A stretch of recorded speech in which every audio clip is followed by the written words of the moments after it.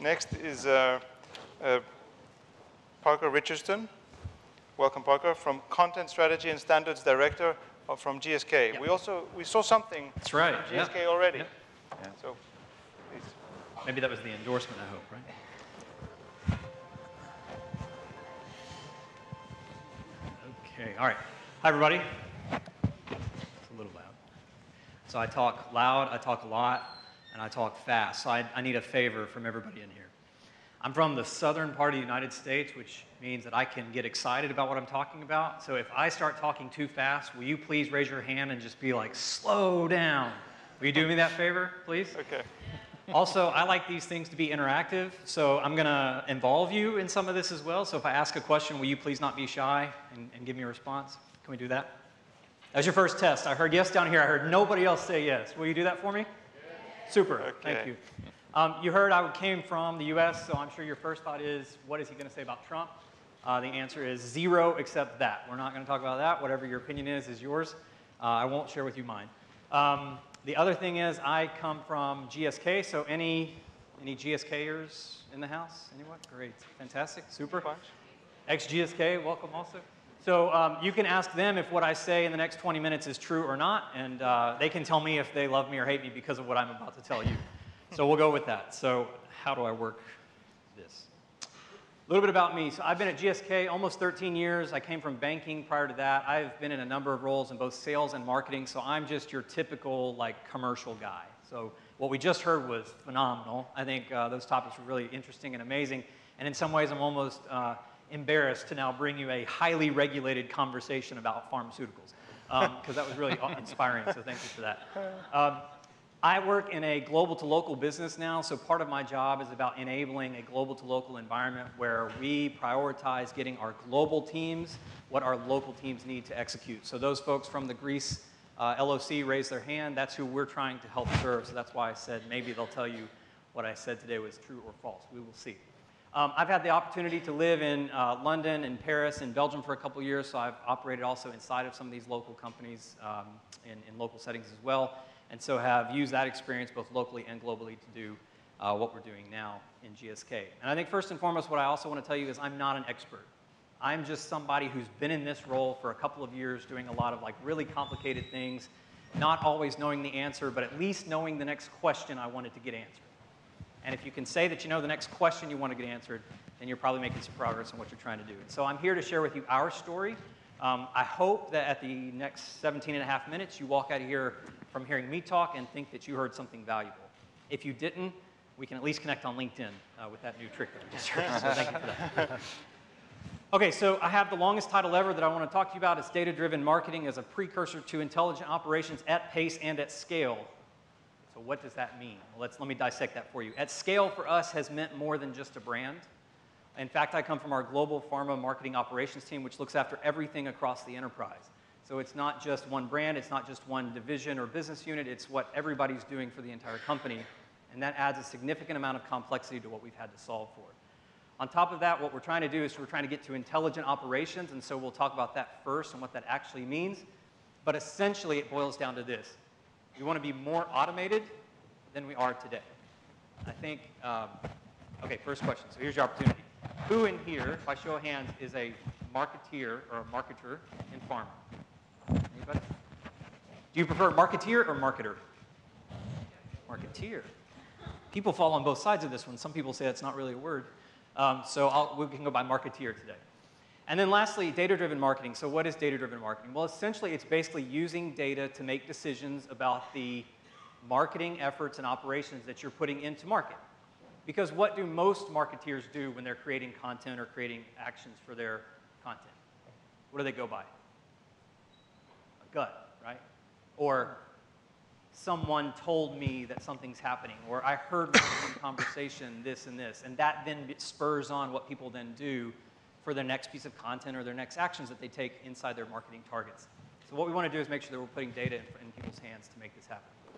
So at GSK, what we are trying to get to, all the things that we've done over the last couple of years has really been with three things in mind. Number one, we want a world that's content-powered. We want our content to speak volumes. We want it to be excellent content. We want it to be exceptionally engaging content.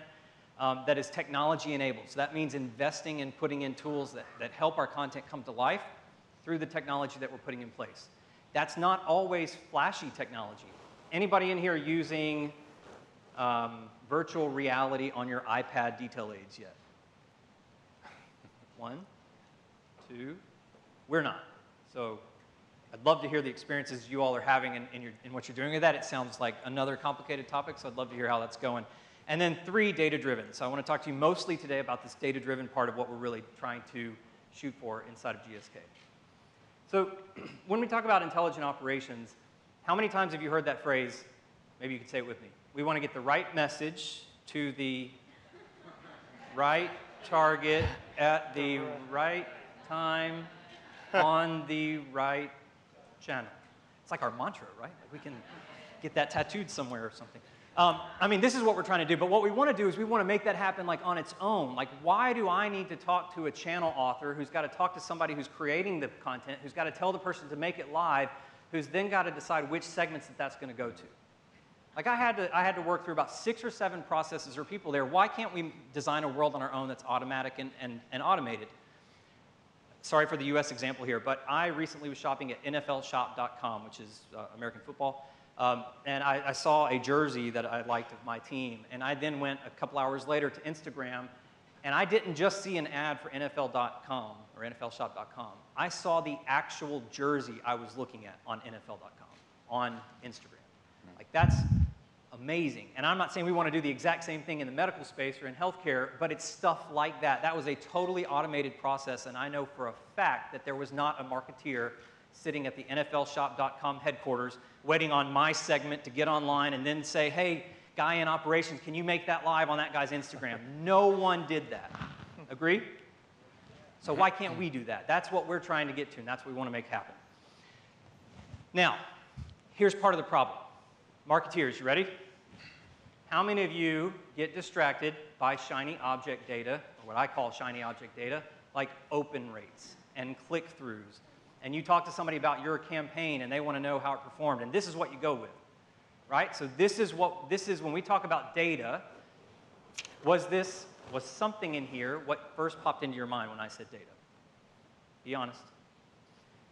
What we really should talk about and where we should begin is the stuff that's far more boring than that. Things like metadata, things like taxonomy, things like data integrity. My GSK folks, have you heard me talk about taxonomy? Have you heard me talk about metadata?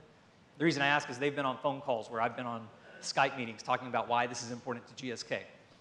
So this is the problem. We get distracted with shiny objects. We need to be talking about the boring stuff behind the scenes because that's what's going to actually enable this entire world that we're looking for.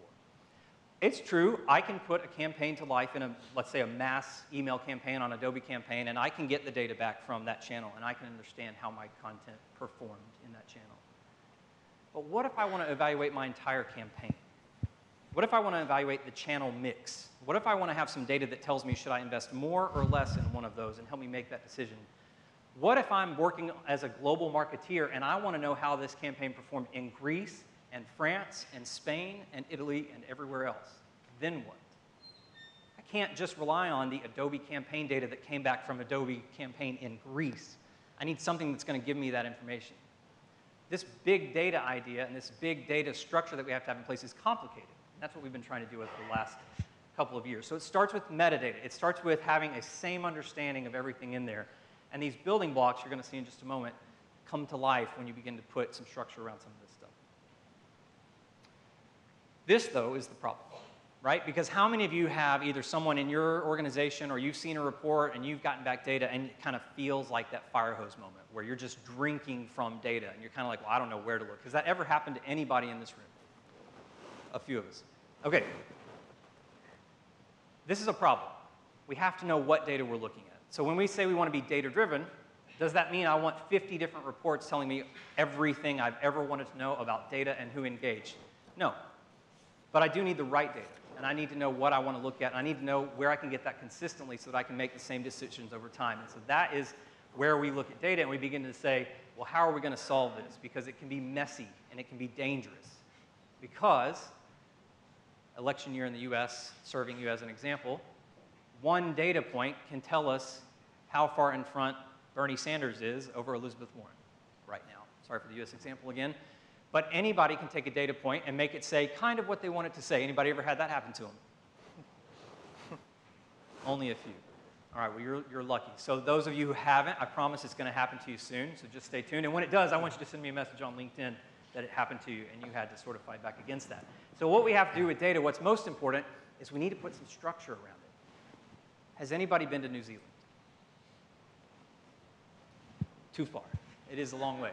One, maybe a couple. New Zealand has these beautiful ferns. And you all know what a fern is? Mm-hmm. Fern?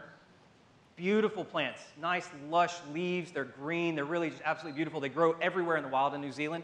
I was very fortunate to get to go.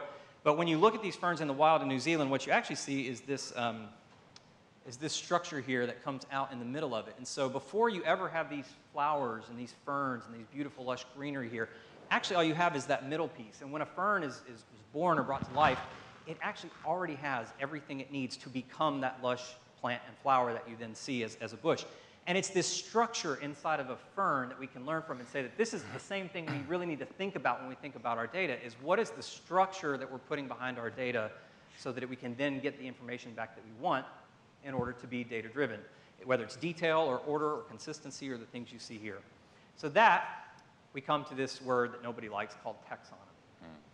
You all probably heard the word taxonomy in like 5th grade science maybe or something like that when you were talking about the human species and other plants and animals. It's more of a science-based word, but actually this is a practical application of that science to business. So in a business science sort of way, the word taxonomy has a significant meaning and value. Everything in your organization when it comes to digital marketing needs to have one reference word that you call it. Everybody using iPads to detail to your physicians? Yeah? How many of you call it an e-detail aid? How many of you call it an iPad detail aid? How many of you call it something else? What'd you say? I-detail aid, e-detail aid, iPad, visual aid, sales detail aid. There's all kinds of names for that. So what about when you send an email? When you go to Adobe Campaign or whatever you're using for mass emails or one-to-one emails and you're putting in the product, is the person who created that email putting in the same exact product name that you're putting into your iPad detail aid or your e-sales aid? Little things like that cause major problems when you're trying to get data to come back to you in a way that's recognizable and something that you can then use in your market. So this boring word of taxonomy begins to give us a common language that we use in all of those things. It turns into something like this, when you can actually say, well, it's important that we don't just have data, but that we know the brand is the same everywhere. We want to know what our content's target is from a specialty perspective. We want to know what the objective is. We want to know what segment the customer's in. We want to know their preference based on how they've interacted with our channels. All of this needs to be common across some set of your information somewhere, and that's the challenge. So whether you're like GSK and we're operating at an enterprise level with this type of stuff, or you're just looking after the country of Greece, working across a couple of brands, this becomes the same underlying value that you need to have inside your systems and your data before you can have data across channels and across your systems. I will tell you the hardest part of all of this is not just getting the data together in one place. Like you can actually do that. That's fairly simple. You can do it with Excel. The hardest part is actually getting marketeers to stop for a minute and look at the data. So we've invested significantly here, and in the past couple of years, we've launched a couple of really sophisticated dashboards, one called content usage and one called content effectiveness, and they're awesome. We have about 2,500 commercial content owners, is what we call them at GSK, across the world. Does anyone want to guess how many visited the content usage dashboard in the month of January? Anyone? 120. 10. Very cynical responses from you two, by the way. Let's go somewhere else. How about up at the top? Anybody? Sorry? 1,000. Okay. 1,000 is the goal. Because what actually happened was 247 in the month of January, 247. We launched this other one called Content Effectiveness recently, so it's a bit newer. We had 124 visit that one in January. Do you know how many people and how much time and effort and energy went into building these dashboards? Significant. This is the hardest problem that you see here. in getting an organization to move to a data-driven cycle. If you're not even looking at the data, then what is it worth, right? So those marketeers in here or anyone working in a commercial operation, what I would ask you to do is think about how can you stop the cycle of content creation, because I know it's maddening. I've been there before. How can you stop, or how can you build in moments where you stop and take a look at the data? That's all anybody's asking you to do is take a look at the data. And it doesn't matter what data it is. It doesn't matter how fancy it is. It doesn't matter how rich it is. Just look at the data. That's what we're asking you to do at GSK, and that's what I'm sure your companies would be asking you to do too. Get rid of those old habits that say, I've got another meeting to go to, my content is due yesterday, I've got to get it out the door, and figure out where the time fits for you to take a look at the data and figure out what it's going to inform you as you create new content. So for us, this gives you some image of kind of what we've been through over the last couple of years. In 2018, we decoupled our content operation models, where we stopped having our creative agencies do the production of content. So we at GSK, we have a centralized production model that's decoupled. We still work with creative agencies to create content, but it's centralized from a production perspective. In 2019, we went through a build and launch of Viva Vault promo mats for our digital asset management and MLR system, or copy approval system. So we've standardized all of that in 2019. And that DAM actually serves as the beginning of this metadata conversation. So everything has to be mirrored inside, has to be managed and mirrored inside of that content lab, inside of Viva Vault, so that we have the right metadata for our content and all of our products. Right now in 2020, what we're focused on are a couple of accelerators. So we have launched a data-driven marketing program where we're partnering with many of our LOCs in a pilot sort of fashion to begin to enrich their experience in two ways. First of all, we're looking at channel capability. How many of you know everything your Adobe stack or whatever channels you use, how many of you know everything that those channels can do? Does anybody feel really confident they know everything their channels can do? The famous phrase at GSK is that we're only using 2% of our stack. The flip side of that is, what's the other 98%? And nobody's able to answer that question. So go ask somebody in tech or somebody that you work with, what else can my channels do? For example, something very easy. Did you know that you can actually program, if you're using Adobe Experience Manager for your websites, you can program Adobe Experience Manager to show me a certain image as opposed to what you would show Sophia. As long as your systems are recognizing the two of us separately, you can program it to be showing different images. So when we talk about personalizing our content, personalizing our content, and what was the phrase? Metamorphosis? Metamorphic design. Metamorphic design, I love that one. Metamorphic design, that's exactly what we're talking about, being able to present content to people that's relevant to them. The other accelerator that we're beginning to look at is something called modular content. And so in the same idea, how can we create content in smaller pieces? Now, I don't know about your organizations, but we create what we call masters, like content masters. So this is like a fully completed piece of content. What we need to do is actually break that content down into smaller pieces that you, as a content creator, and also a computer can recognize as a single piece of the puzzle, not the entire piece of content. So that when the computer or whatever platform recognizes that Parker's there, I get content that's relevant to me, like an NFL.com jersey that I was looking at 2 hours ago. That's what we need to be doing, and that's what we're trying to get to. It's not going to be easy, but that's the next challenge, and that's one of the accelerators we're looking at. The North Star here is that intelligent marketing operation. So just a couple of quick takeaways that we've kind of gone through. Multiple systems. I mean, how many of you deal with multiple systems that aren't connected? It's probably a common problem in pharma. I think we're quite behind many of the marketing organizations out there.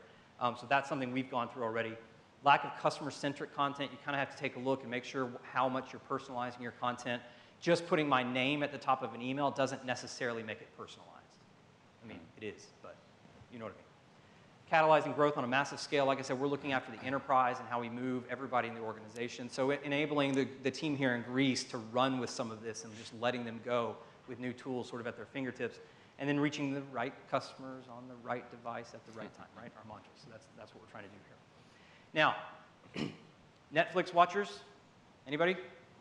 All of us. Stranger Things? I watched Uncut Gems last night. Good movie.